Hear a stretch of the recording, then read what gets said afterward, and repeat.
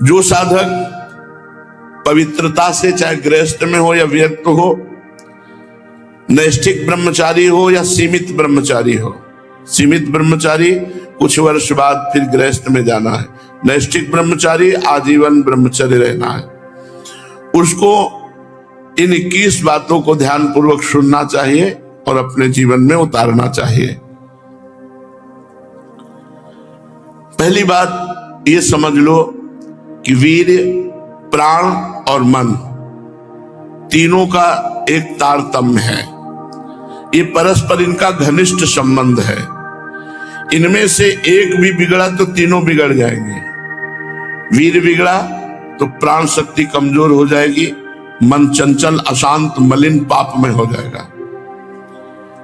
मन बिगड़ा तो आपके प्राण कमजोर हो जाएंगे, वीर्य स्तंभित करने की शक्ति नष्ट हो जाएगी, वीर्य रोकने की शक्ति नष्ट हो जाएगी। प्राण स्थूल हुए तो मन चंचल हो गया, वीर्य नष्ट। तीनों का घनिष्ठ संबंध है। इसलिए एक को दृढ़ कर लो, किसी एक को, तो आपका सब संभलना शुरू हो जाएगा। मन को श्री जी के नाम में लगा दो, या प्राण वायु का संशोधन नाम जप करते हुए करो, या ब्रह्मचर्य पर दृष्टि डाल दो। एक ठीक हो जाएगा तो तीनों ठीक हो जाएंगे। मन शांत हो जाएगा, प्राण सूक्ष्म हो जाएंगे, यदि ब्रह्मचर्य ठीक है तो। पहले ब्रह्मचारी को कब्ज से बचना चाहिए। बहुत सहज सरल उपाय है कब्ज नष्ट होने का।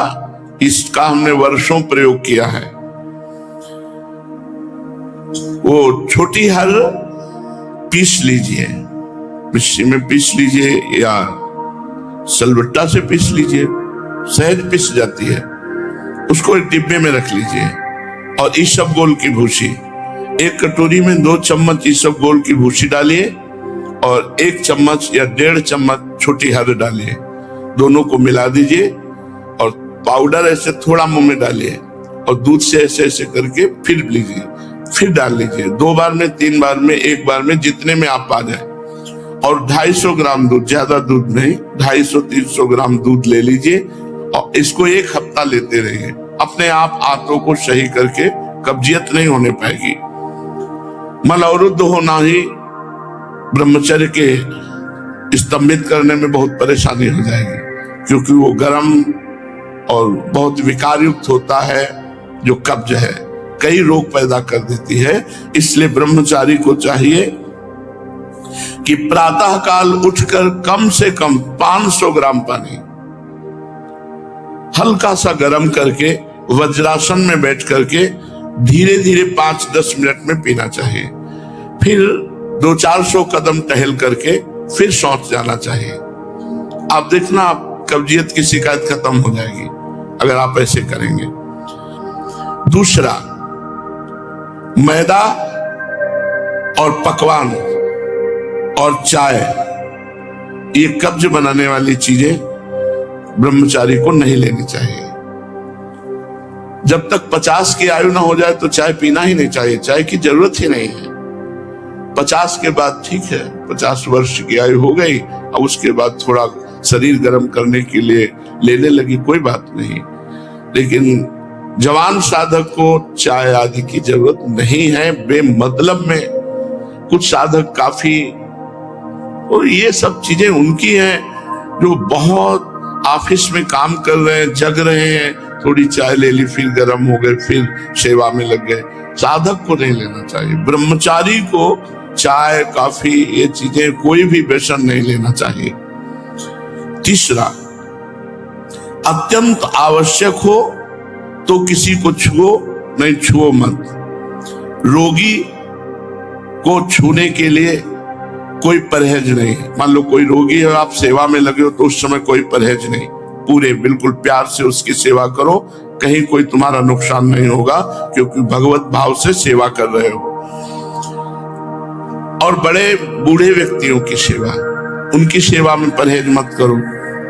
गुरुदेव की सेवा, अन्यथा किसी को छुओ मत, दूरी बनाकर। तुम्हें कोई छू ले, बड़े कोई परेशानी नहीं होगी, लेकिन आपने किसी को छुआ तो परेशानी हो जाएगी। इसीलिए बच के भगवत मार्ग में चलना है बच के।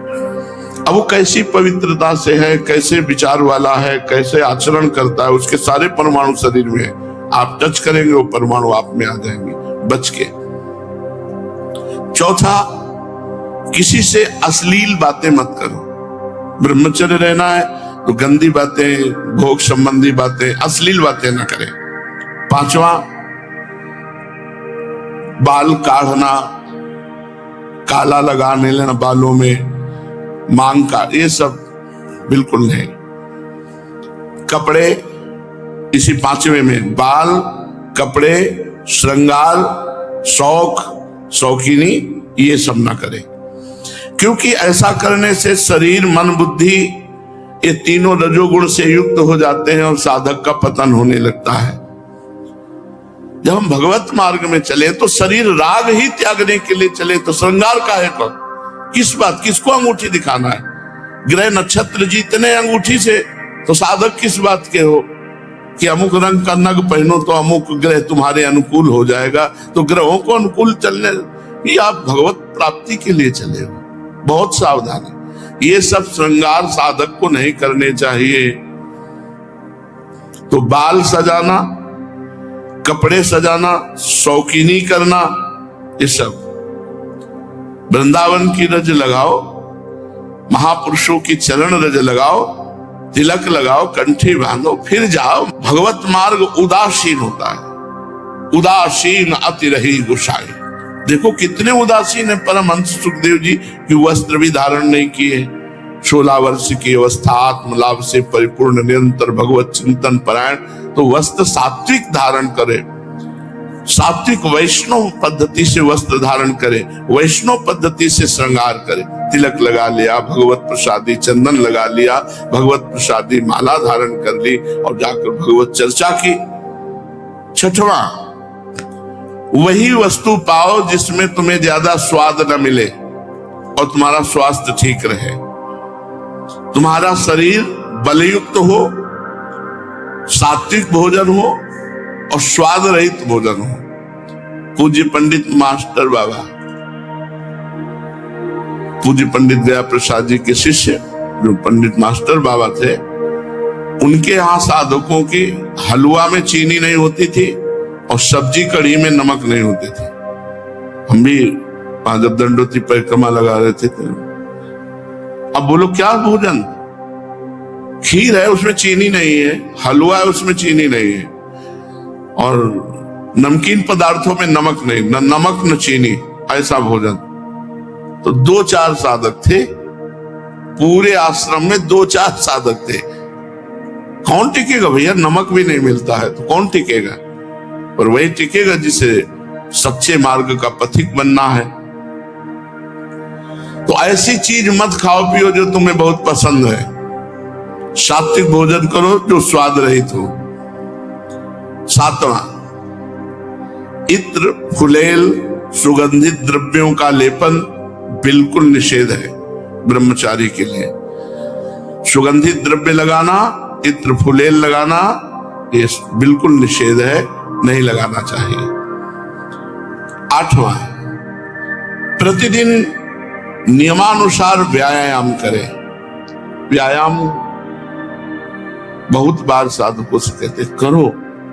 देखो एक मोटरसाइकिल भी सुबह जब स्टार्ट की जाती है, बहुत जोर से स्टार्ट की जाती है, खड़े खड़े उसको बहुत, वो एकदम गर्म हो गई चल दी। तो ऐसे बहुत जोर से आधा घंटा स्टार्ट हो, दंड बैठक मारे, पसीना पसीना हो गए, सर के बल खड़े हुए, और भी आसन, प्राणायाम, व्यायाम, अगर ये करोगे व्यायाम तो ब्रह्मचर्य बहुत पुष्ट है। जवान को जवान 100-500 दंड मारी, 100-500 बैठक मारी, तब समझ में आता है हाँ ब्रह्मचारी, समझ में आवे कि ब्रह्मचारी। व्यायाम करो, प्राणायाम करो, करो, मानो हमारी बात।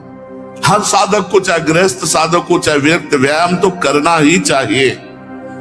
बहुत बड़ी औषधि व्यायाम है।